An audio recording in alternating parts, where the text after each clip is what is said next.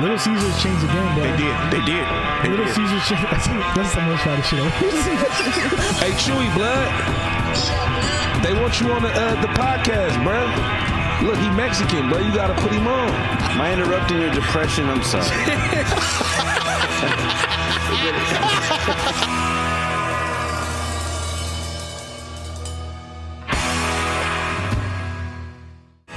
This week's episode of The Voice Party is brought to you by Big Boy Raps. Get your car wrapped by some of the most experienced and skilled in the Bay. Big Boy Raps, where the big boys play.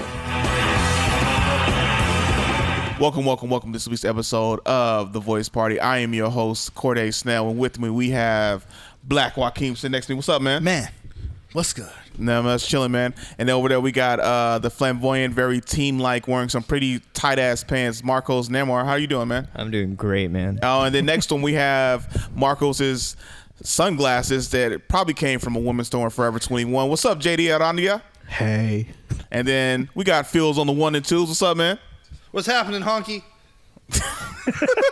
The alliteration gets you every time. Exactly, right? And then this week we got a very special guest. This dude's been amazing. He's killing all over. He's from Davis. Please get up for our guest, Angel Castro. Okay, I couldn't remember his last name. That's not I could almost say Angel Davis, but I was like, that's not it. So Thank you guys. Thank you for having me, man. No problem, man. How you been? Good. I'm excited, man. I was telling Jay, he was asking him, are we going to get food after? He's like, yeah, after we're done with you. I'm like, shit, it feels like you guys are going to interrogate me.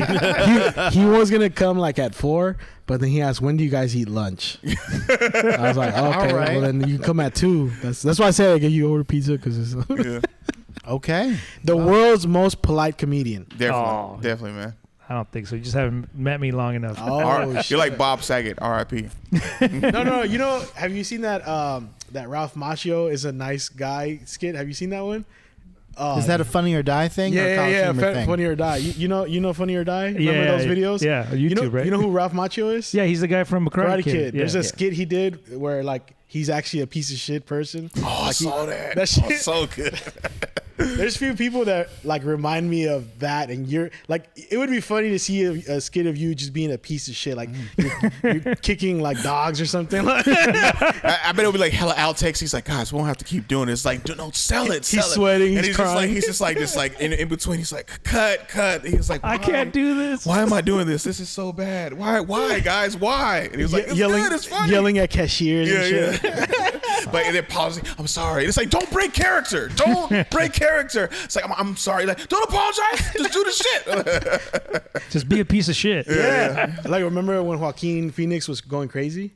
Yeah. I mean, isn't that always? No. But he broke character out of it during a show at Letterman. Oh. Did you see that one? Yeah, I did. Where's that where he's chewing gum and stuff? They had a whole glasses. documentary about his crazy He's time. wearing glasses, right? And like he's just like in his beard, just like this, answering questions hella crazy. Then the show's over. He takes off his glasses and he does this to Letterman. He's like, thank you. And he got chewed up for it because they were trying to like, Yeah, keep that character. Yeah.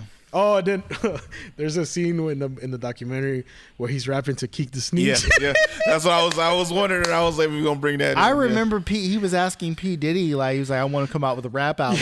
And how did he do that? And P. Diddy's Wait, like, "Do you need Joaquin a Phoenix budget?" was Bro, gonna rap? you've never seen this? No. There was a whole, dude. like, was it 5 years of his life where he was doing this? Yeah. And then they made a documentary about, was it the fall of Joaquin Phoenix or something? Yeah, because they got inspired by reality TV. Because the Casey Affleck, Ben Affleck's brother, he's like, people believe that shit in reality TV is real. We could get away with like trolling everybody.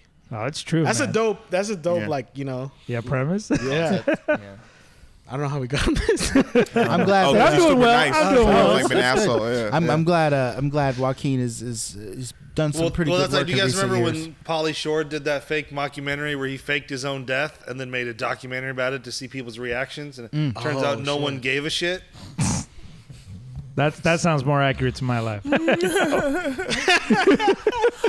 So what's up, Angel, man? How'd you get started in comedy? You're a comedian. How long you been doing it for now? It'll be 4 years in September. Okay, man. How'd you get into comedy? Yeah, I got into it just from being in school, fucking hating school, Okay. and Wait, was everyone mean to you? No, I'm just kidding. Actually, no. There's No, this man. one guy. I was like always gun-ho on school, you know, like my parents are immigrants and stuff, so they were like, go to school, go to school, go to school. Pórtate bien. Exactly. Yeah, for those. What does that mean? It means be a good boy. Yeah. I took it to heart. He listened, he listened, bro. No, yeah, man. And then when I just got old enough, I was just like, I fucking hate this, man. But I was so in school that I was like, I've never focused on anything else. You didn't wild out. No. I've been a good. The craziest thing is probably I got speeding tickets at one point. That's my crazy bad boy side. Speeding tickets. You hear that? No Speeding tales of Justin Biebery woe coming from you. I don't even know who that is. So that was like the extent of where you got in trouble. When you were, was that when you were younger or as an adult? When I was younger, the most I ever got in trouble is I got fired once from a retail store for giving discounts to my friends. Being nice again, you know. Hey guys, I know you can't afford this. I'm gonna help you out. I got fired for giving a Caesar salad away. Yeah, dude. Oh, wow. Yeah, I was the assistant manager at the Disney Cafe in San Francisco. Disney, man. Yeah. Don't fuck with the mouse, Yes. bro. Well, we were Caesar salad? contracted for another company. That's What his was it like? Caesar salad. $22? What was it, like $22 or something? yeah, like it was like $23 for a salad that was 3 days old. And I was joking. That was 2019. Yeah, it was like 2019.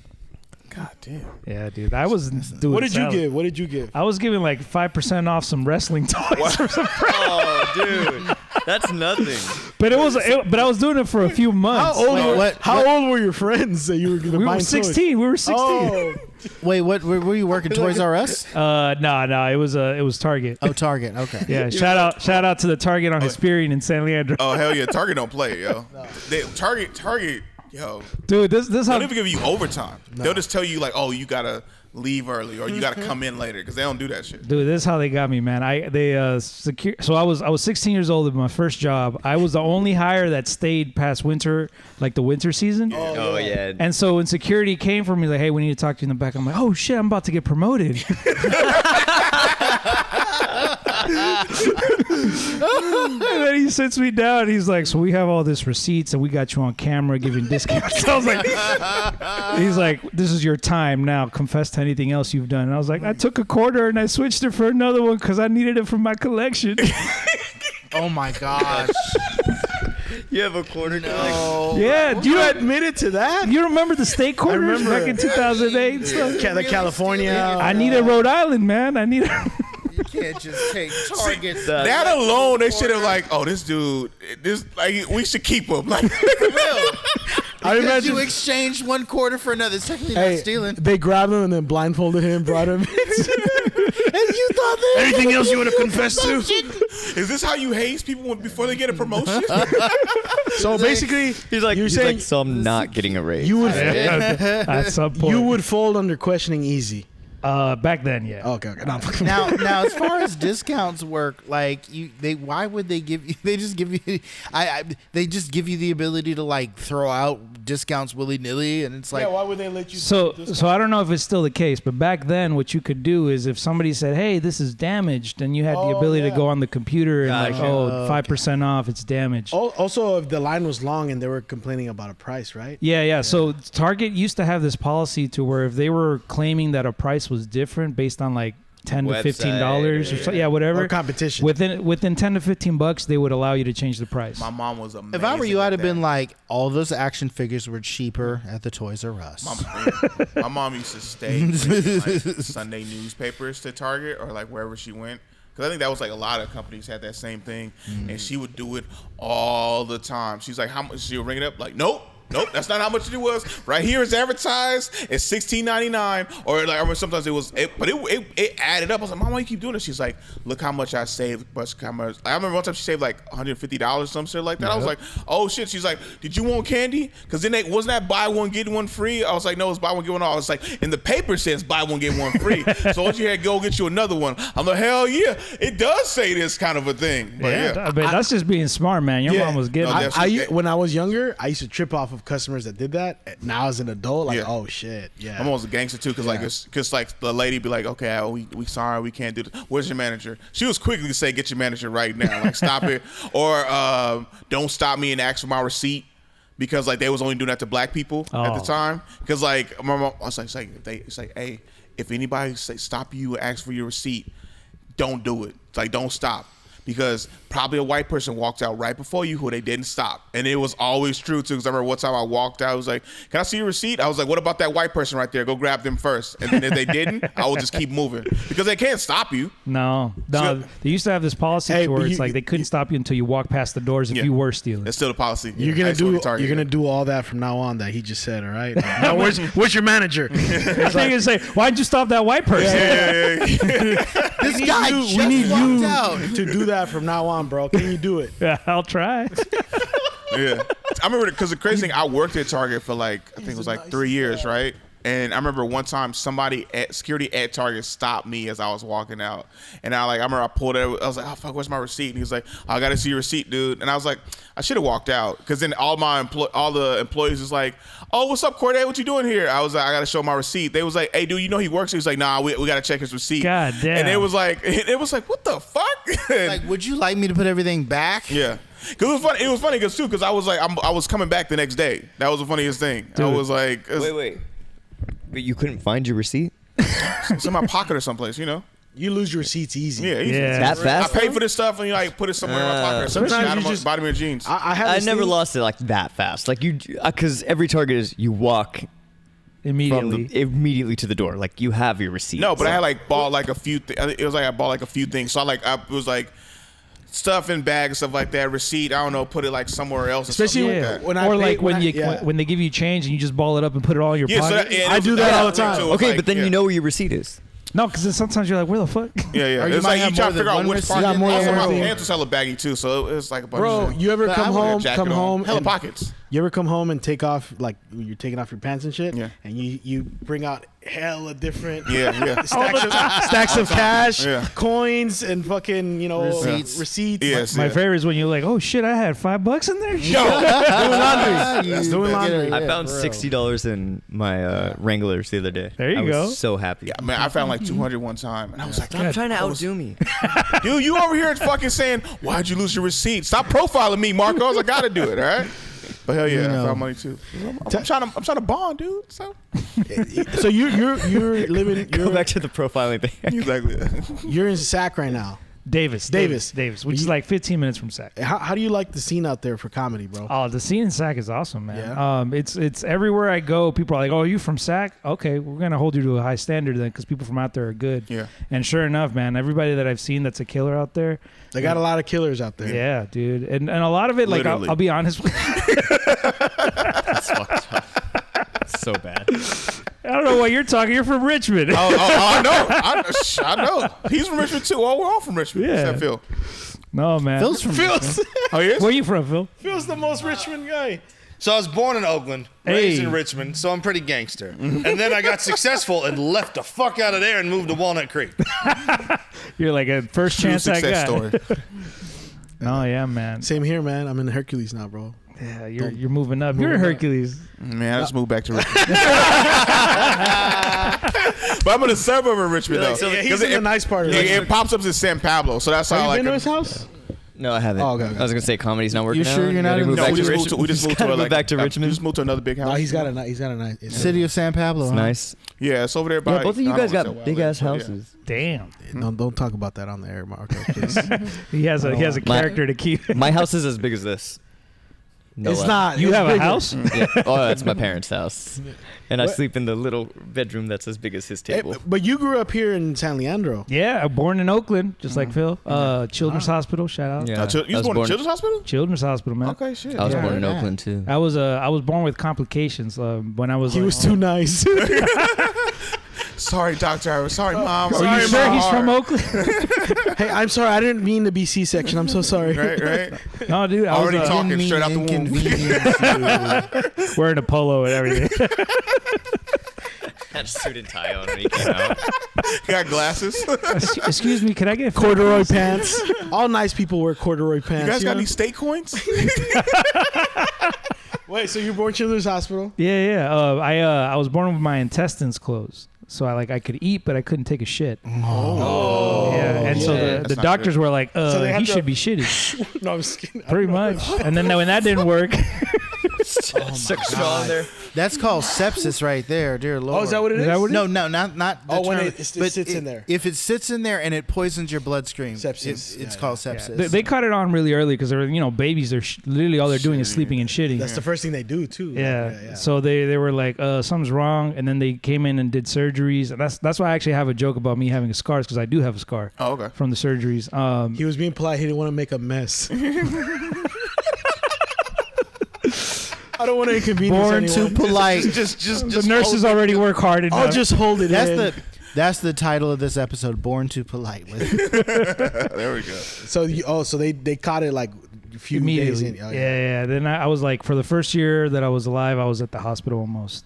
And my mom was a single mom at the time, and she would like drive every day from work to go to the hospital to come see me. Shit. And so it's like that's children's hospital pretty much most of my life. And then from there, my crazy ass situation. My mom brought me home, and I was delicate, so that she would have like she hired another immigrant woman. My mom was an immigrant. She was like, please take care of him. Treat him extra special. Don't let him cry because his stitches will open up. And she paid her extra for that. Ooh. Then one day my uncle comes home from work, who lived with us, and he sees that the babysitter had put me in the closet, and he heard me from the closet crying. What the fuck? Yeah, dude. I don't fucking remember any of this, but so you forgave her. No, I'm just kidding. Dude, my uncle, I don't know if he slapped her or he pushed her or something, but she then called the cops.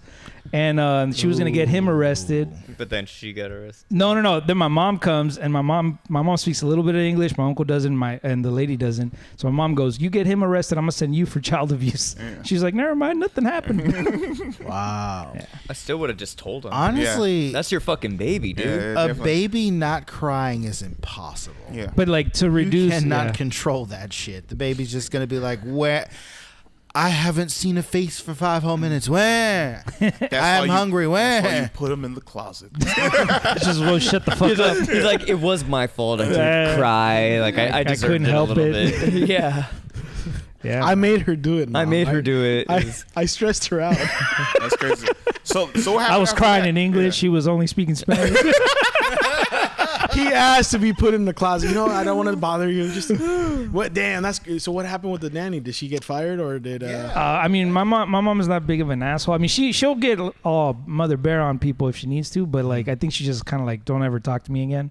Mm-hmm. And then from there, my grandma was like, "Well, let me just take him to Mexico, and you'll know he'll be in good hands." And then that's how I grew up out there. Oh shit! Okay, you grew up in Mexico. Okay. Yeah, with my grandma. Guadalajara. Oh, Guadalajara. Yeah, Jalisco, Guadalajara. For those that don't speak. Is it true that they legalized like sex in public in Guadalajara for a while? I don't fucking never heard of that. Or not what part of Guadalajara are you going to? Make shit up all the time. Not legalized. Where like it's decriminalized. Decriminalized. I'm pretty sure that's all of Mexico. But nothing is like really illegal in Mexico. No, because they did something. Because I guess people were like fucking in public, hella. So they like decriminalized it or something. Where did you? Is this in one of the documentaries you've seen? It's the Joaquin Phoenix documentary. Yeah. JD is about to go to Mexico soon. Is trying to make sure so if he fucks in public that he won't get in trouble. Yeah. He just wants to make sure he can get it in. There's sometimes he says stuff and I'm just like, it's just Marco's just he doesn't. Look. I know I don't know a lot of things. What does it say? Read it. You're on a podcast. Read it. What does it say? Why does it say Mexican City? Oh, Mexican City of Guadalajara changes laws to allow sex in public. Wait. Let's see what. That has to be recent. NBC. Right here. Click on it right there. NBC Bay Area. I just want to shut him up because he has his little. I was just born. Okay, but like when you coming up with these, what are you doing while you're not here to like find these random ass facts? It's his feet, bro. It's just being a human being on Earth. It's on his knowledge, so he has to come up with something random as shit. I think Marcos is questioning your search history, is what. No, this came up on Facebook on a post. Yeah, and it's a major news site. It's a major news site. It's not like I wasn't looking for NBC. It is Marcos. NBC. No, he wasn't looking for NBC. I'm sorry. He was looking for fucking Mexico. You talk about random facts. Have you seen Two Nuts One Sack? You fucking piece of shit. My other podcast. His stupid podcast that he does about stupid TikTokers. Whose idea was the name? Me. Yeah, okay. Of course it was. Of course.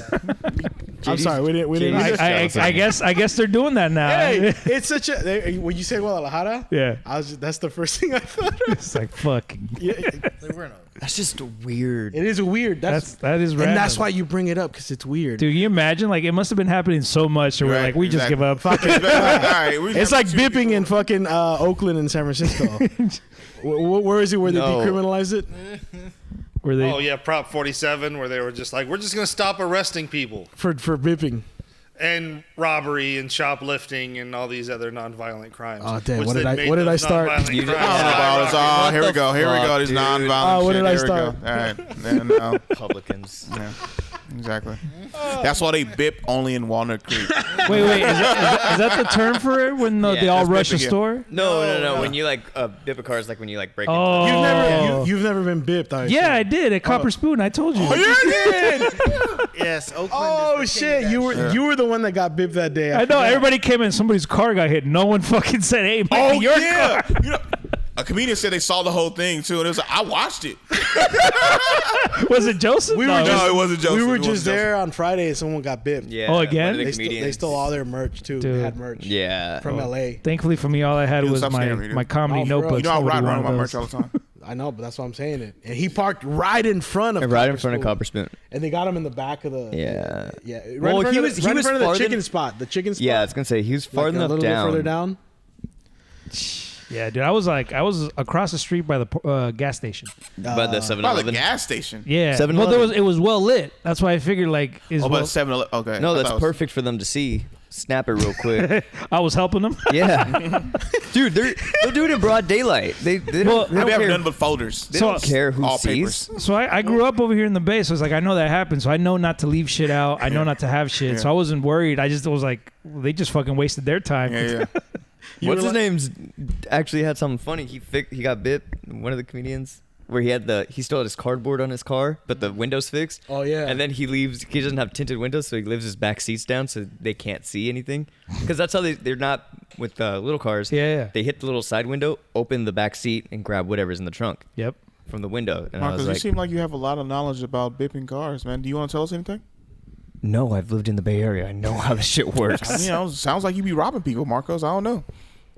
I mean, I think he would have nicer glasses if he did that. He stole those glasses. What you mean? No, Where do you think I got the glasses? he's a smart criminal. He's like doling out his money bit by bit. You don't want to draw too much attention from the feds and authorities. So you got bipped and like you was like hella mad. It was like everybody was talking about it. That was like 2 months ago, right? About a month and a half. Yeah. Yeah. I wasn't mad about it. I was just like, oh, that sucks. And then I just drove home.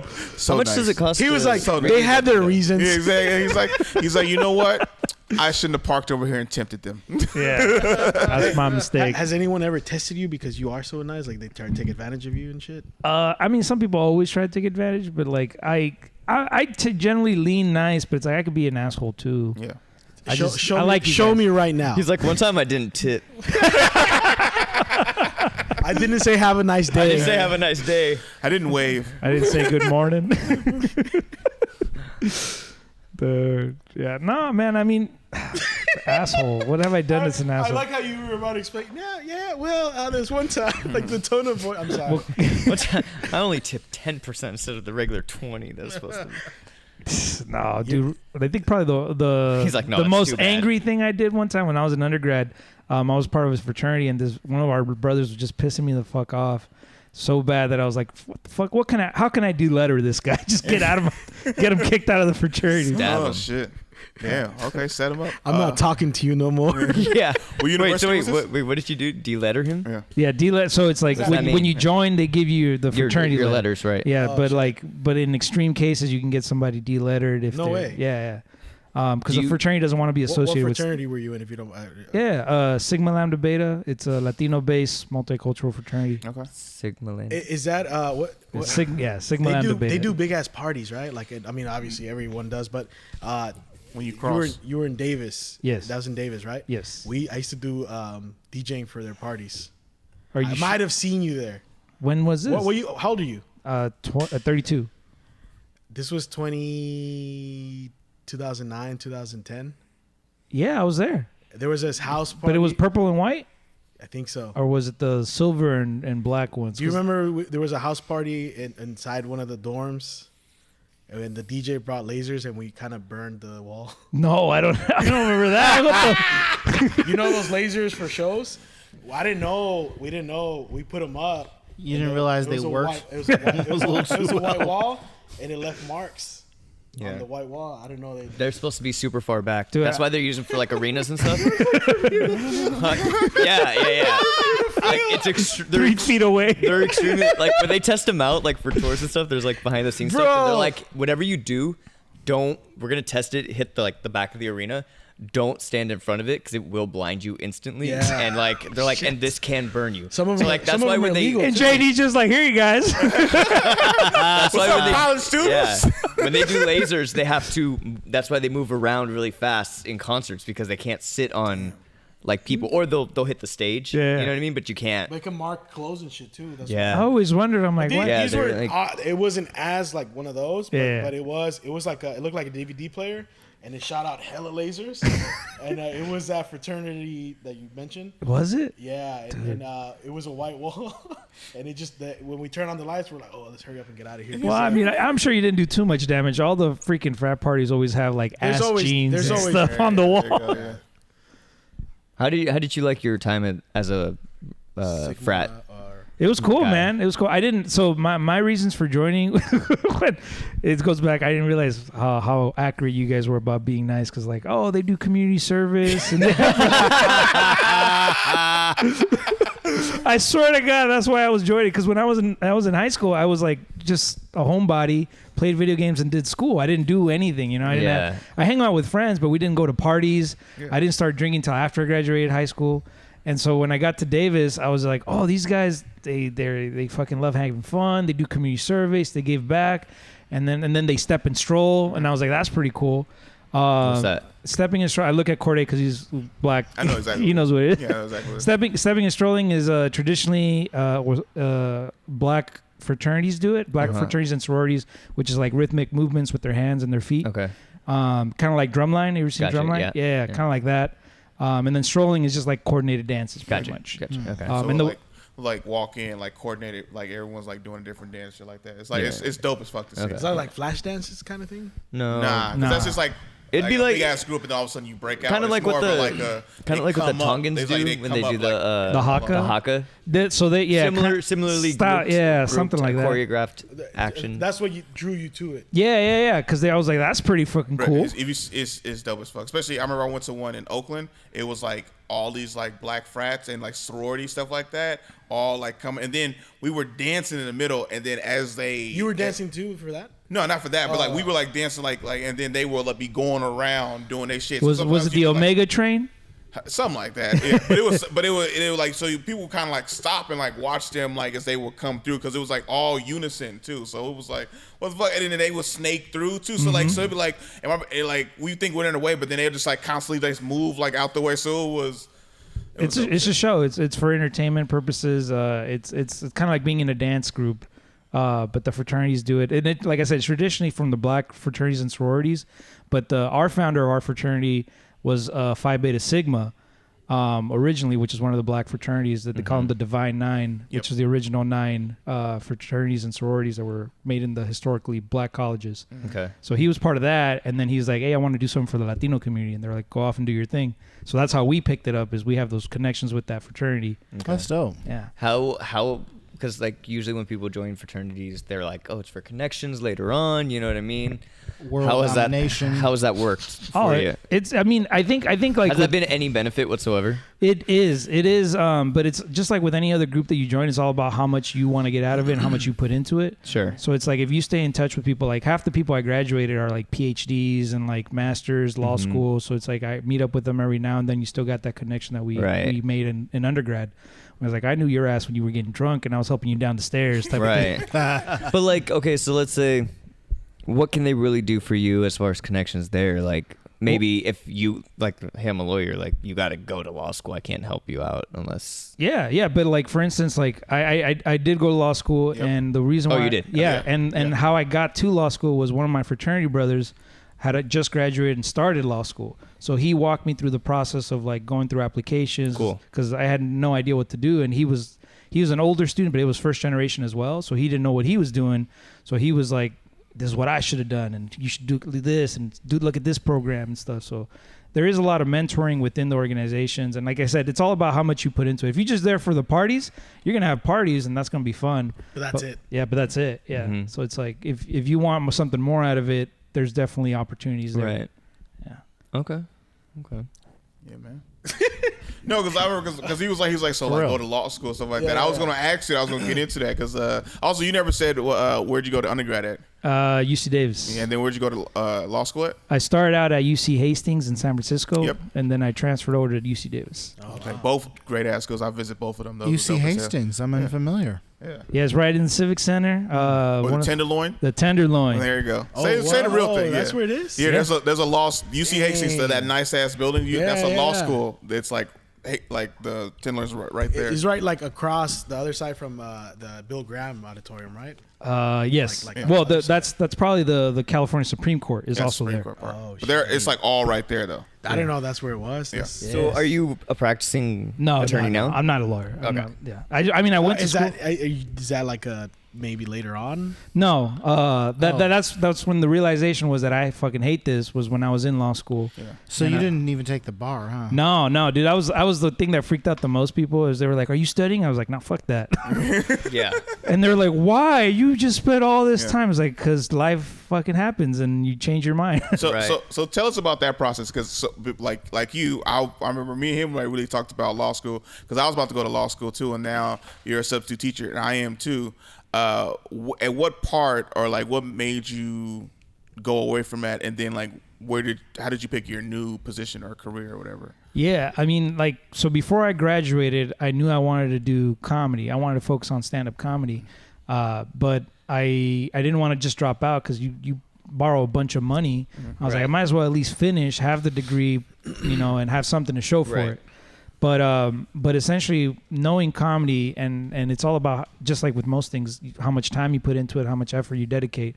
I knew that if I had a job that was going to be like a career job, it's going to burn you out mentally. And then by the end of the day, you're just going to want to veg out, and relax at You home. mean like as a lawyer doing comedy? Yeah, dude, because those guys work like... Well, lawyers is not even a regular day-to-day job. That's a Greg Giraldo. You see what happened with him? that's fucking all night, every day. Dude. Lawyers get to You don't- charge by the hour too. Dude, Well, but you don't even like think about how much, because even if you make $120,000 a year starting off, but you're working 70 hours a week, it really only comes out to like 80,000 because you're That's working true. those extra hours. Right. So it's like, And you're never not on the clock as a lawyer, too. Yeah, You people know what I mean? always calling you Especially up. If you're a successful lawyer, you're And then they got like multiple cases at once. Too. yep. right. Dude, I interviewed this one lawyer. She was like at one of the biggest firms making big money. She said she worked 36 days straight, Yeah.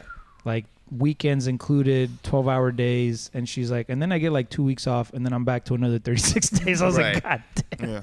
They have But those kind of schedules could be like really grueling on your body. yes. You know what I mean? Because like you're going from a consistent burnout, right? Like you're getting to the point of burnout, and then you maybe relax for the first week. Then the second week you start getting used to not working at all, Yep. and then you're right back into a 36-day work week, and you're like, holy shit. Yeah. I can't do this again. And then you have to retrain yourself again. You know what I mean? It's Yeah. kind of one of those situations where that could easily be a burnout situation in And you 1 or gotta 2 be, years. and you gotta be like show ready in Yeah. court. Like Yeah, that's why a lot of them are alcoholic and drug addicts. coke Yeah. heads. No, seriously. Doing coke in the bathroom. Yep. Can I, Yeah. can I ask you a quick question? What's What was up? your LSAT score? 154. What is Okay. that? What is that? So your LSAT score is basically like you take the LSAT, which is like the test to get into law school. Yeah, the LSAT is basically the LSAT. Yeah. The LSAT is Words basically come out faster than his brain The thinks. LSAT is the SATs for law school. Oh, shit. Basically. And so like Oh, it's yeah, go I've heard from of that. I think it's 150 to like 180. And what was your GPA? 3.2. Okay. All right. So okay. And you got into Hastings, and Yeah. what man. year did you go? I went to Hastings 2016. Courtney's like, oh, they were letting anyone in that. No, because joking. because I remember there was like a shortage of lawyers. So everybody was going to law school and stuff like that, and then it wasn't a shortage. It was like an overhire or something like that. So there wasn't lawyers. But that was funny. I was studying for it like then too. So, but yeah, that's hella funny. No, because like they always with law school, so with grad school upper education, they always talk about like you gotta have like good. Sorry, before you say that, this sounds stupid. What's grad school? So grad school is like if you want for your master's and like PhD and stuff like that. But then law school and grad school are different because law school, they say specifically you need to do well on your SAT. For grad school, you might need to take like the MCAT to become like a medical doctor or something like that. Or like the GRE. The GRE and things like that, It's right? another test. It's another test, right? Yeah. So LSAT people, they drill into you. You got to do well on the LSAT. Like I remember, did you take an LSAT prep course or anything? No. So like they gave LSAT prep courses and they were saying like, look, because this was like my thing. They was like, all right, so when are you going to graduate? I said, I'm graduating in June. I was like, okay, so are you going to start like taking your LSAT prep course to take the LSAT in September that summer, or are you going to wait and take the LSAT prep course in September so you could take it in in March of the next year? This is why college students drink so much. Yeah. You're not wrong. So it's like all this kind of thing, right? And so like you like, okay, well if I wait till September to take my LSAT prep course, I can't get into like law school probably till not even the next year, because like if you take it in the fall. Or you might be able to, right? If you take it in the fall but you take the test in January, you'd be like, okay, I can possibly get in for like that year. So what is it, 2023? Take it like September, I could possibly get in for fall of 2024. But then if see why I know all this shit? Wait, you got another message for it? But it's like, but let's say like if I take it prep for it in September and I take it in January, I might not get in fall of 2024 because they might have already gave out or accepted a lot of people because they have like rolling admissions. Mm-hmm. So I might have to wait till fall of 2025. But also I have to do well on this LSAT, right? So let's say if I don't do well and then I don't want to take this LSAT score, I have the ability to take it again, but I have to wait like a whole nother year. To summarize, you need a shit ton of time and money to do well on these tests. And when you're broke, to pay for it. And you got to pay for it. Yeah. That's why I didn't take a prep course. I couldn't afford it. They're like $3,000. You're just raw dogging it. Fuck it. Well, one try. So one try, yes. But what happened is, remember the fraternity brother I told you about? Yeah. So he told me about this law school prep program that the law school at Davis offered for people who were first generation. So he's like, apply to that shit. They help you as much as you can. And so I did that program, and they kind of like set us straight on like what you need to do. And they offered like a very preliminary course, but it was all free. It wasn't anything we paid for, you know? So after that, I was like, oh, this is a game. Mm-hmm. You can game the system and figure out how to maximize your chances of getting in. Joaquin's falling asleep over there. You all right, man? He's like, fuck this cool shit. No. It's not that at all. It's just I had a weird night. What happened? I had trouble sleeping. Oh, I'm sorry to hear that, man. Yeah, trouble sleeping. No, I'm playing. Keep going. No, it's just like I said. You got to be able to maximize your chances of getting in. So it's like applying early in the cycle when the application start helps out, and then getting as high of a score in the LSAT, getting as high of a GPA. It's hella shit. You gotta set up. And so like I actually applied twice. The first time I didn't get into any school. Okay. I got waitlisted for several schools, and then I got off the wait list, but they didn't offer me any scholarship money. Yeah, and that's another thing. If you want to get in, you got to pay for everything. I was like, fuck. So I decided not to. I took 2 years off, worked for 2 years, and then I applied again. And then the second time I worked on my personal statement, applied early, submitted things, got good letters of rec. And then I also, Hastings has a program for first generation students. Yeah. Mm-hmm. So I applied to that program, and they were like, all right, come in. Yeah, so, my homegirl got it off that one too. Yeah, actually Kamala Harris went to that program. Oh, for real? Yeah, she's a Hastings grad from San Francisco. Well, you got it in 2016? 2015, fall of 2015, 16. Okay. So you did all this, but then right now, like I don't do shit for it. Yeah. So you did get a 4-year degree, right? Yeah. I got the full degree. I got the paper. I gave it to my mom. I was like, here you go. Leave me alone. So you have a bachelor's in law? Is that what that just looks like? They call it a Juris Doctorate. And you're teaching now, right? Substitute teaching. Okay. Yeah. Do you plan on using? No. Does that like hurt? No. Inside? No, because like I said, like when my parents being immigrants and like wanting us to get school was like I was doing it with the mindset like this is my job. Oh, you have to do this. This is not a choice. I have to go to grad school. I have to go to college. I have to do these things for my family. But then once I got there and I was like, you know what? This is too much work for fucking other people. Yeah. I'm going to finish. It's not what you want to do anyways, right? Exactly. It's like, I'm going to finish because I already started. But when I finally asked myself, what do I want? The only thing that's kept me sane throughout everything has always been comedy. No way. Yeah. So like I used to watch, I remember I was watching like George Lopez back in high school with the Why You Crying. That special was kind of like that's with the big chair, right? He's sitting. Yeah. Where he's like, I know, huh? Yeah.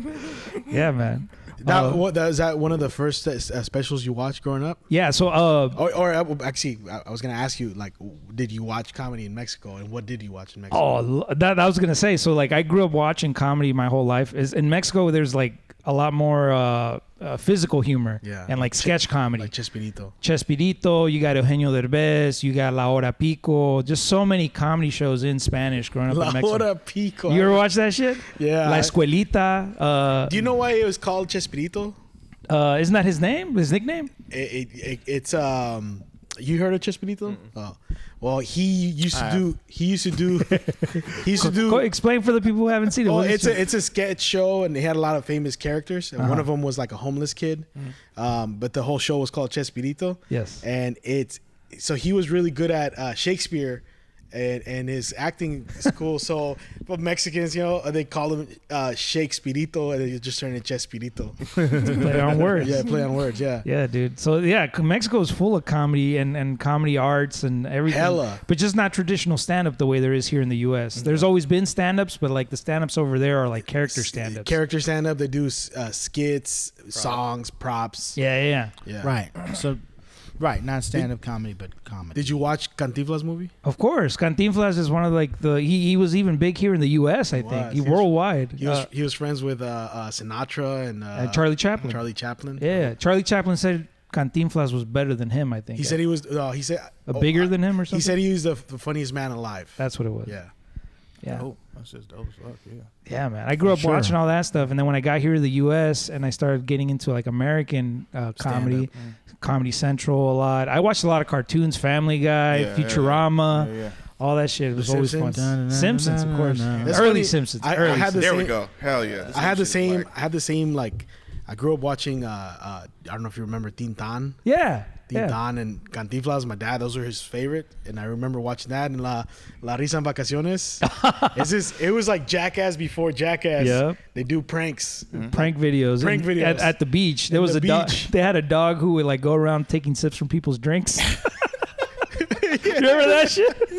It was like 4 movies, right? Like, dude, they did like 7 or 8 of them. I don't know about all of them. There was one where they like put a tiger in someone's like. It was just crazy shit. Like that Jackass. Sounds like Jackass. It was like Jackass before Jackass. They would bury somebody in the sand and then put like a cutout cooler on top of them, and then people would open it and they'd be like, Bro, sounds like classic candid camera pranks. Yeah, it was like back in the 90s. Like yeah, it was like 70s. Well, the original ones. Oh, when we watched them. And then I remember watching like La Hora Pico, Derbez. Derbez used to do like parodies of American shit. Mm-hmm. Like he did the Marilyn Manson. Remember that? He do Marilyn Manson like he would like play on words because it sounds like menso, which is like idiot. So Marilyn idiot, and then he would have like his take on that character. Derbez is hella good, bro. Like he's hella underrated. He's one of the best. He was doing comedy, I think, like since his early 20s, and he's like in his 60s now almost. Yeah, and he did Donkey and Shrek, and when they did the Spanish dub, yeah. Have you heard about the Spanish version of Shrek? Yeah, the Mexican one? I've heard about it. It's like a whole different movie, kind of. Yeah. Mm-hmm. It's a lot more adult. Way more. And some people say like it's a separate movie almost. Yeah. Have you watched it in Spanish? It's been a while, but yeah, I saw it. Well, I went. So I didn't just stay out there when I was a little kid. I went back and forth a lot. I did 2nd grade out in Mexico, and I did 7th grade out in Mexico. And I would be out there every summer and every winter break. So it was like, for me, for the longest time, I thought I lived in Mexico and just came over here for school for a little bit. Yeah, man. It was fun, man. So who's the first comedian you saw live in person? In person? Yeah. It was actually George Lopez. Oh, what? Yeah. Okay. Yeah, it was. I came over. I forgot what theater it is, but I came over to San Francisco. We literally, that's how broke we were. We had the last seat on the last row of the theater. Like we were in the way back. I was like, I can see him. This is awesome. But you was there. I was there. That's all that matters. Dude, yeah, but that was the first guy I saw. Yeah, but I was listening to like records, George Carlin, all those, Eddie Murphy, Dave Chappelle, Kingdom Softly. Like, started getting into all the comedy. Gabriel Iglesias, also Fluffy, hilarious. Did you ever listen to Comedy in Pandora? That's one of how I discovered hella comics. That's how I discovered Kevin Hart. Oh, what? Yeah. Damn. Okay, that's fine. Because remember, Pandora was dope to listen to stand up. That's how I discovered Patrice O'Neal. Patrice? Oh, no way. That's how I discovered Patrice O'Neal. So what's your goal with comedy? Like in your head, what do you want to do with it? I want to just be able to like make a living out of it. Like I want to be able to say like my job is to come up with a good dick joke. That's my full time. Yeah. Like pay the bills. Yeah. Live off of it. Yeah. I mean, it's one of those things where it's like most people will tell you comedy is like if you're in it for the money, you're an idiot. Yeah. So it's like I know it's not going to be anytime soon, but like that's why people tell me like, oh, I'm feeling depressed. I'm like, dude, the fucking comedy's what got me out of depression. Yeah. So I'm never sad around comedy. As long as I'm getting up and I'm getting to be stupid and making people laugh, I'm having a great day. So, okay, but like, especially for like comedians, I hear the difference between like musicians and you guys. Like you guys always say, if you're in it for the money, blah, blah, blah, don't. But like, do you guys want to get to a certain level? Because whenever you talk to a musician like us, man, we want to play arenas. We want to play this, right? That's where our goals are at. Like, and what do you guys see yourself doing? Do you not care at all, or do you guys want to be at a certain level? I'll speak for myself. If I could do it 6-7 times a week and I pay the bills, that's like okay. You'll be satisfied. Right? Wouldn't you or agree? What do you want to do? I want to be as big as Kevin Hart. Okay, yeah, there you go. That's hopefully better though. Yeah, all that, yeah. I think specifically with comedy, like, yes, it's awesome to hear about comics performing in like stadiums and stuff, but like just what I know about comedy now, like that can't be a good show. Like, there's no way that was a good show as a viewer, as an audience member. Why? Just because like there's something to said about being up close to somebody and being able to see their face and like their expressions and like. I feel like when you get to a level of stadiums and arenas, you're more doing like I see a lot of specials now on Netflix where it's more like inspirational speaking now. Yes. Yeah, it's a big old TED Talk. It's a big old TED Talk now rather than like a full comedy show. Yeah. But I will say this, you're probably you probably are at that point too where like people just want to hear you talk. Yeah. So you don't have to necessarily be the funniest because being funny, it's like being a musician, you know what I mean? Like the first 3 albums are what made you big and everyone loves those. After that, you put out a bunch of garbage, but you'll still go platinum because you're you. You have a fan base. You have a fan base. You know what I mean? Well, I mean, stadiums didn't really start happening until Steve Martin. And like, Steve Martin. Steve Martin's kind of like the first comic who was like selling out stadiums. Yeah. And he was doing what stadium did he? He was doing like songs and shit too. At Madison like Square Garden type of style. 70s. Arenas. Yeah. Yeah, and like and even he would say 80s. like I would do whatever and they would still laugh. And that's why he quit. That's why he stopped, because he realized that people weren't really paying attention to him. They were just there to say I was there to see Steve Martin. That's what I'm saying. Like, I don't think comedy's built for those spaces. I think you're right when it comes to like people who are doing those now. It's more of like an experience. Right. It's not really a comedy show. I remember watching a video of him. It popped up on my YouTube where he's like in a white suit. At one of his specials. Does he have the bunny ears? I think so. Yeah. He's like, I went over to this girl's house. Man, she has some good pussy. And everybody's like, boo. I was like, what? It was her cat. He's like, that cat was a good fuck. people are like yelling hella like, you know, what? Jeff Dunham has sold the most for stand-up comedy tour. Most tickets. Jeff Dunham, is he the puppet guy? Yeah. I thought it was Larry the Cable Guy. No. At one point it was Says Larry the Jeff Cable Dunham Guy. sold over 1.9 million tickets for Spark of Insanity tour. Well, because That's like insane. I remember he took over Comedy Central at one point. Yeah, he did. Yeah. Like it During was after 2008. After Chappelle. Chappelle. Left, it was like nothing but him. I've never seen any of his I went to go see him live twice. I'd kill you. Yeah. He was great. And there was one point where, because, you know, he has these characters and stuff, and all of his bits have gone viral. Like at one point during that his big run before TikTok and yeah, exactly. Right around the start of every YouTube. character had a viral clip, and there was this one time that he had this character Bubba J. He hadn't brought him out for like a while, but I guess he had him in the suitcase, and everyone's like yelling Bubba J, bring him out. So he brings him out, and he's like, "Fuck, guys, I don't remember the script to like what I do with them." Oh, no. And so he had a little piece of paper like reminding him of stuff, but like he just wasn't getting it, and the crowd started just doing the entire bit for him. That's a nightmare. And he was just like, he ended up talking. He was like, you know, going back and forth the puppet. Go like, lay down, we don't even bro. know what the fuck we're doing. They're doing the bit for us, you know. They're excited to be there. But isn't that kind of cool? I know that's a nightmare you say, but like, isn't that kind of cool that It you're is cool, so but famous? it's also a nightmare because like I think it's two different things, right? Because it's because I was talking to a homie of mine, Samuel Camaro, right? And he was talking about clips and putting clips out on like Instagram and stuff like that, and like some of them going viral. He's like, you think you're like, oh, it's got to put out new material and stuff like that, and then you do as a comic to keep working. He's like, but sometimes people will come to your show and request for you to do that joke. So in like that instance, right, he has such a huge following, and he has done that character so damn long.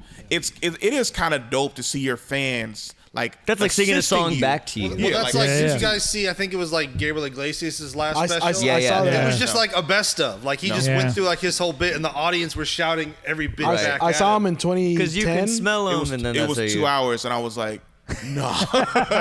No, I saw him in 2010, and someone like cheered that they wanted to hear the donut joke. No, the one where the Fat and Furious. Oh Yeah. They requested that, and he's like, "You want to hear all of them again?" Like, yeah, that was all the last part of it was. Right. It was, you know. I mean, I can't imagine him being excited, but No, but that's got to be kind of cool. Once Like, I discovered, like, once I started, like, I did like my first few shows stand up, I discovered Bill Hicks. old school. Yeah, and it kind of. Have you listened to more of his? Okay, well, He's from Texas, right? Yeah, he had a joke about how people requested like an old joke of his, and he says something like, "I'm not a fucking jukebox," and he never You like can't just toss a like get a golden oldie out of me.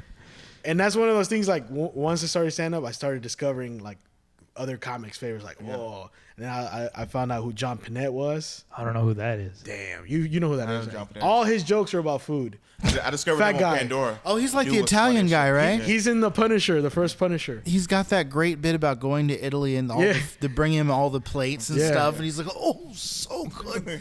Just looking at the man gives me diabetes. He's like, he sad, R.I.P. He passed. R.I.P. He But passed. And he was losing weight when he died yeah, too. Like, and the funniest thing, he said he did hairspray for like 4 years or something like that. yeah. And he talked about, he was like, I was making good money. He's like, but I quit. And it was like, John, why did you quit? He's like, I got tired of shaving my eyebrows and dressing like a woman. Like I just want to be a man for a day. he said it in his stand-up too. They gave him steroids to be able to sing like eight what was it, like 8 hours a day. like I think he did like a whole month in a row of singing. Yeah, they give artists like on tour Steroids and shit. Steroids. They Drugs. used to do it in the neck. It was so fucking Damn. weird. Now they can do it in the arm or in the ass. But yeah, it's basically like you'll be on vocal rest all day, and by the time you open your mouth, like in a couple hours, you will be at full capacity. And as soon as you're done, you cannot talk again because you will tear up your So voice. what you're telling me is all the Mr. Universe guys are really good singers. Hey, no, the John Panette joke that hella cracked me up. It's like if you're in line at like a fast food restaurant and you have to ask how big is the medium, you're not ready to eat. Get out of the line. Oh, big. God, he was so damn good. I I'll remember have he to was look him talking up. about working out, and he was like, this guy he wants me to. He was like, he's like, okay, we want to start running. I said, nay. Like, I don't run. That's not what I do at all. He was like, you can suggest it. I'm not gonna do it. Like, What are we running from? And he has like, can you do sit-ups? Like, I don't do ups. I do downs. I do downs. I'll do a push-up, like push-up a popsicle. But yeah. So good. It was like I'm listening on Pandora. I'm like just imagining like bro, everything. It's like there's so this. damn good. He did the what's it called? That show, the lady, the Without Women talk show.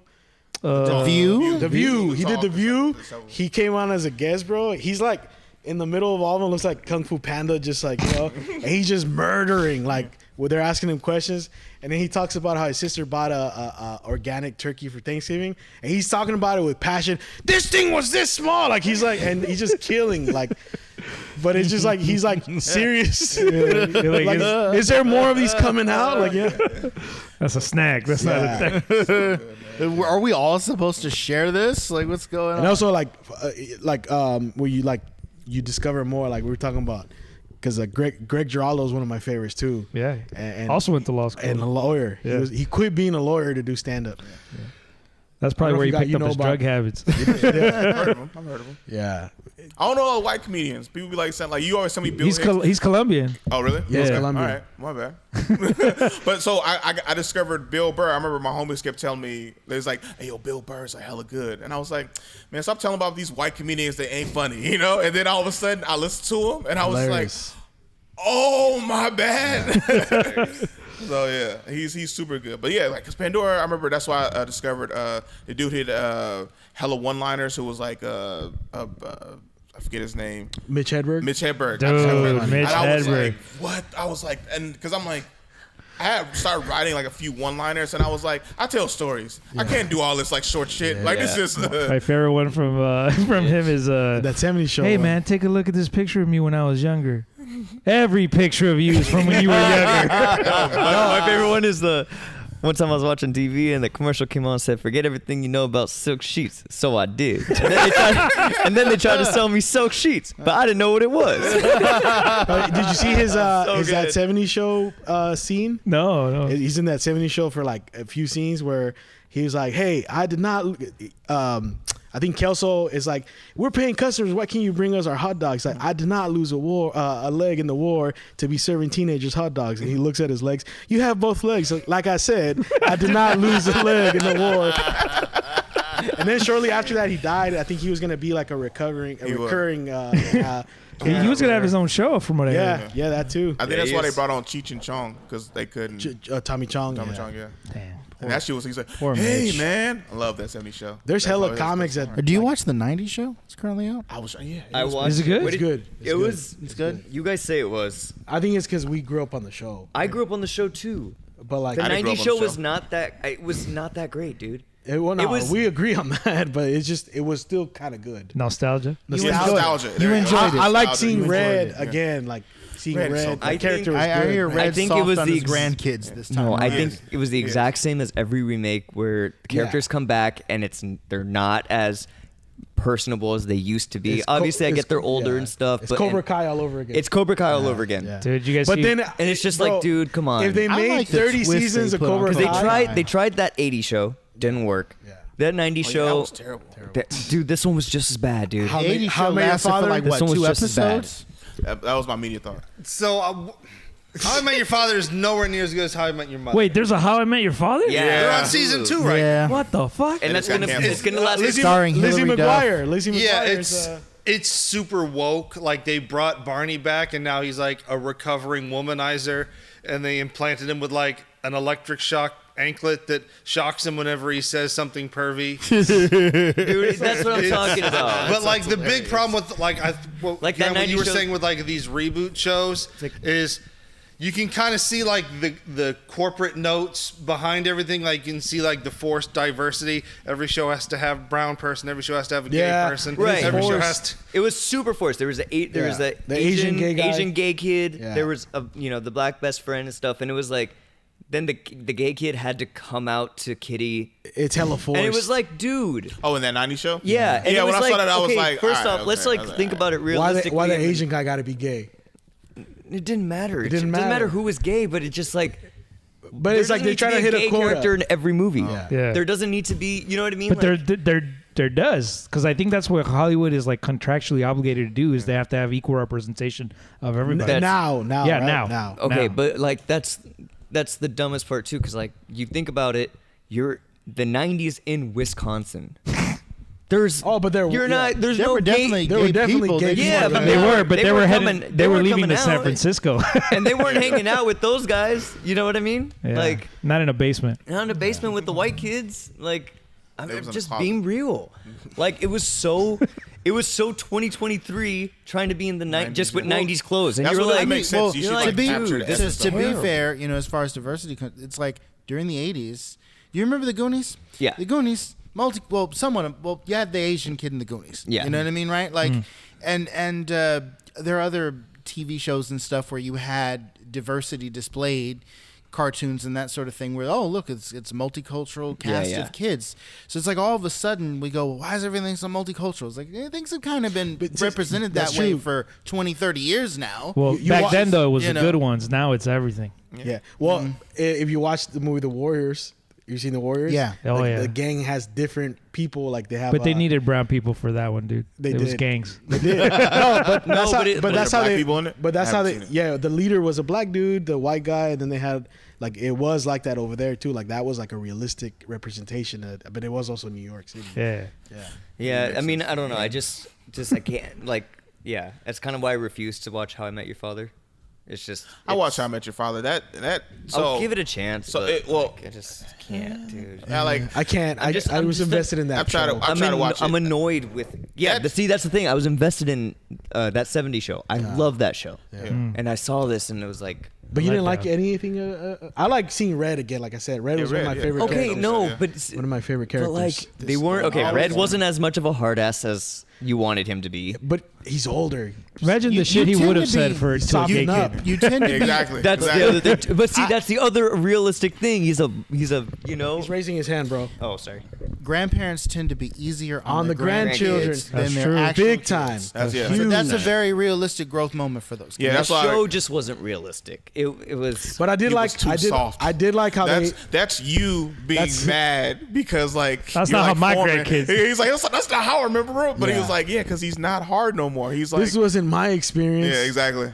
That can Yeah. tend to happen. So How I Met Your Father that I'm not ready show- for that. That show was like in like development hell because I remember it was like the last season of How I Met Your Mother, and originally it wasn't supposed to be Lisa McGuire. It was supposed to be like this other chick who's been in like They other filmed movies. a or whole something. pilot for How I Met Your Dad. Yeah, How I Met Your Dad. Right, That was the original. season after How I Met Your Yeah. Mother ended, and then it didn't get picked up. Yep, nope. And then I was gonna say, they were in, 10 like, years later, however long production it's for been since the show hell ended. long. Now they've Yeah, revived the it. best How I Met Your Dad episode was in How I Met Your Mother when they literally show like who she was and like how her and Ted like almost met how throughout the her whole. other dude died? Yeah, and how the Yeah. other dude died. That Yeah, I when we was like, followed you watch Tracy that? and saw how Yeah. they almost had these close calls over the almost, past yeah, 9 the years. whole time, and I was like, and it was like I think I've been to this bar, and I was like, oh, and it was that was fucking. And then I'm like, why don't you just do it with her?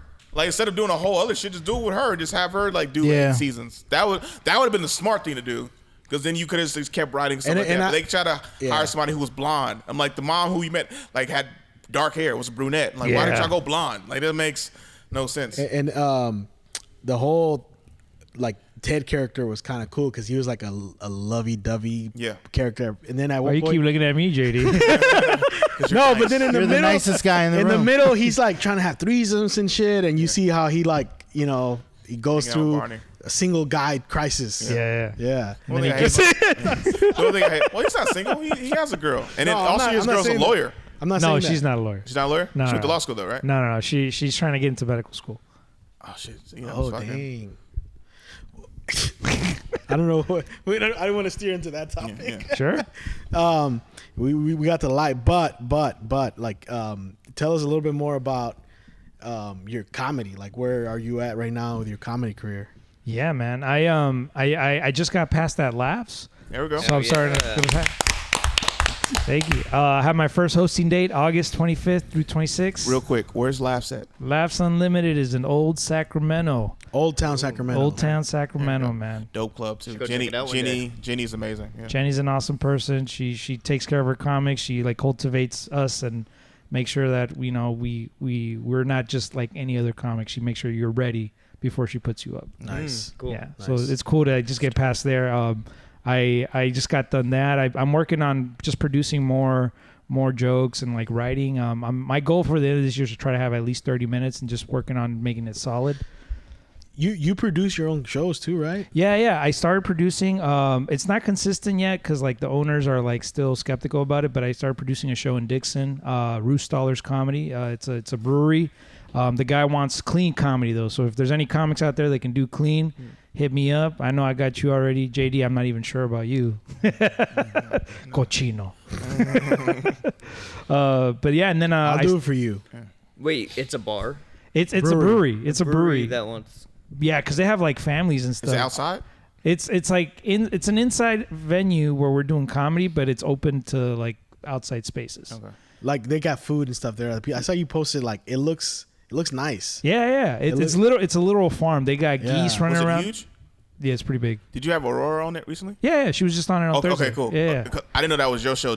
So Drew was showing me. He was like, "Look where Aurora's performing," and I was like, "This place is fucking amazing." So I didn't know that was your show. That was my partner and my partner Travis Milner and I. We produced that show. Oh, yeah, that's. Yeah. I would just work whatever with it. Yeah. Is this gonna be a monthly? That we're trying to turn it into a monthly. We just had our second show. We hit up the owner to see if he's interested in doing it a monthly thing now. So we just haven't heard back from him yet. But that's the goal. That place is amazing. Yeah. So little by little, just doing different things, getting to produce a little bit more, getting to write a little bit more. Talk about how hard it was to try to produce a show on UC Davis campus without being a student. Well, so when I started doing comedy, I was already in law school. I was already out of like undergrad, but the closest place that was doing comedy was the students, the undergrad students. So I would go in there and they're like, "Hi, my major is psychology, blah, blah, blah." And I'm like, "Hi, I'm 29 years old." And they would try to produce shows out there with the students. And, dude, they got to do some rooms where we were filling in lecture halls of like 300 students. Damn. Yeah, it was pretty fun.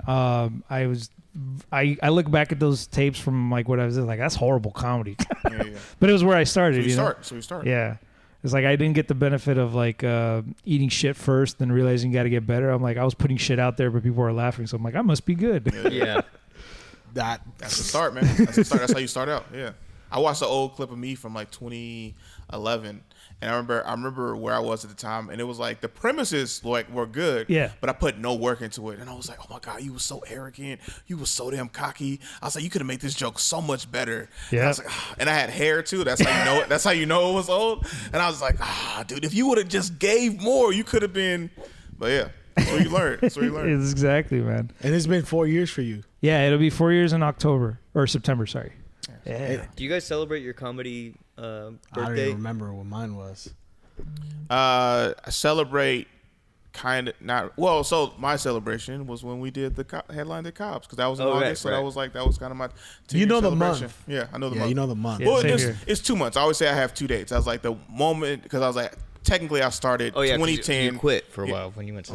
Yeah, that was like a rumor. So there was a rumor after I met JD that said I had quit. When I really didn't quit. It was just the lady who was putting on comedy shows I used to do. Stopped doing. She wasn't working at the junior college, so she wasn't putting them on. So everyone was like, "Yo, he quit," and I didn't quit. Also, I didn't have a car at the time, and this is like before like Facebook was really like a connecting thing for like Bay Area comedy stuff. You just had to know people.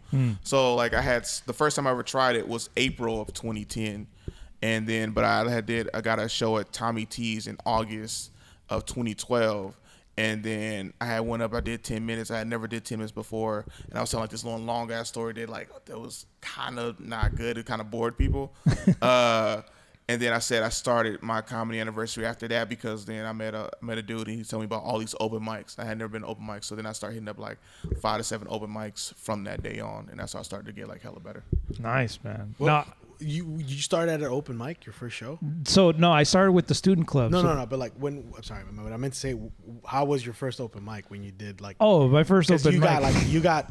You got breastfed high quality shit for your first comedy show. Yeah. And then my first open mic was Vince's mic, which if anybody knows out there listening, Vince's Restaurante in West Sacramento. Oh yeah. It's a staple of the comedy scene in Sacramento for you to go eat shit. It's like Luna's too, right? Luna's is one of those. Well, Luna's is a little bit nicer of a venue, but Vince's is like Friday nights. Like you get nothing but local drunks sometimes if you're lucky. It's the Woodhams of Sacramento. Pretty much. Pretty much. So that was my first time there, just complete eat shit. But I was like, but in my mind, I'm like, I'm getting up at a mic. Let's go have fun. Yeah. Rite of passage. Yeah. What's the name of the group that started in Davis? Do you guys have a name or anything? Yeah. It's a stand-up comedy club. It's called Stuck. UC Davis Stuck. UC Davis Oh, Stuck. Yeah. I remember that. Yeah. Okay. And shout out to them. aside from like I know the other spot is a comedy spot, right? That's the other room that's like a smaller, intimate room in Sacramento. Yeah. So there's 2 comedy clubs in Sacramento. There's Laughs Unlimited and there's Sacramento Punchline, and then a third place that doesn't just do stand up, but they do like improv and they do like skits and plays sometimes, is the Comedy Spot in Sacramento, and that's like in Midtown. It's a cool little spot. It's a cool room, man. Yeah. It's a cool room for when they do comedy. It gets filled up and they have a nice little audience there. It's a good place to come try out stuff. Yeah. Isn't a place called Stab out there in Sacramento too, or is that Stab's an even smaller hole in the wall. Damn, I think I went to Stab and Comedy Spot one night, like not to perform, but just it was when I was hiding. Yeah, they do a lot of podcasts there though, so I think they're closer to comedy stuff. But I will say, is your comedy group still going in Davis? I was just the Stuck Comedy Crew? Yeah, they're still going. They're still putting on shows every now and then. I'm not as part of it now as I was back then, but I still try to stop by and say hi. Okay. Before we go, man, tell our listeners where they can find you if they're. I got one of my best friends is in Sac, and I'll send him to your show. So, but right now, tell them where you could find you, your social medias and all that. Yeah, it's pretty simple. Angel Castro Comedy. I'm on Instagram. I'm on Facebook, Angel Castro. If you guys hit me up there, I also got a website, castrocomedy.com. So you guys can send me contact through that. You might want to change that. Castrocomedy.com. Yeah. You might want to change that, dude. It's an iteration. Well, not a good one. But thank you guys for having me, man. Thank you for coming out, Thank bro. you for coming, man. Thank you. Appreciate it. I always have a good time with you. Even like we just hung out the other day. I wasn't even on the show.